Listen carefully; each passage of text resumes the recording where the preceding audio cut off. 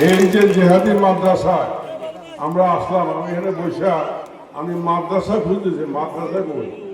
এই যে একটা টিনের ঘর আর সামনে একটা প্রাইমারি স্কুলের মতো, আমি তো মাদ্রাসা খুঁজে পাই না।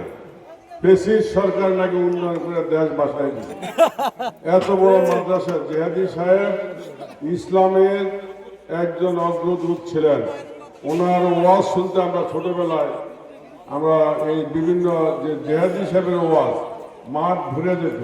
আপনারা যারা এই এলাকার লোক বা আমাদের লাকসামের লোক আমরা সবাই জানি না, এই জেহাদি সাহেব এই জেহাদি মাদ্রাসা মসজিদ মুক্ত ভিতরে গেলাম, নামাজ পড়লাম, ওনার মাজার জিয়ারত করলাম। এই যে বিশাল স্থাপনা, এটা কি উনি কি কবরে নিয়ে গেছে? এটা তো এই এলাকার জন্য, এই এলাকার ছেলেমেয়েরা উন্নত হয়েছে।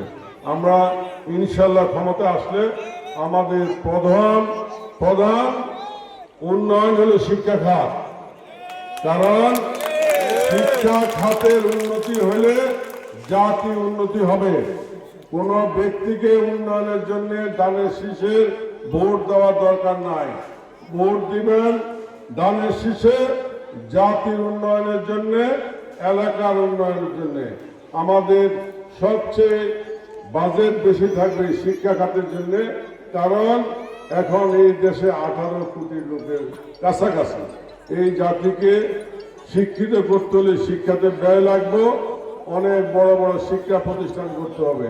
এই জেহাদি মাদ্রাসা অলরেডি একটি স্বীকৃত প্রাপ্ত এমপিওভুক্ত প্রতিষ্ঠান। এখানে যদি আমরা ভবন করে দিই তাহলে কিন্তু এই এলাকার আশেপাশের লোকজন শিক্ষার আলো দেখতে পারবে উপযুক্ত পরিবেশে। আর আমরা ক্ষমতা আসলে লাকসাম আমাদের আমরা জেলায় ঘোষণা করবো ইনশাল্লাহ। কান্দিরপাড় যে লাকসামের পাশে, লাকসাম যদি জেলা হয় কান্দিরপাড় জেলার কাছে, তাহলে এই জমি জামা রাস্তাঘাট সব কিছুর উন্নতি হবে। রাস্তা যত চওড়া এলাকা তত উন্নত।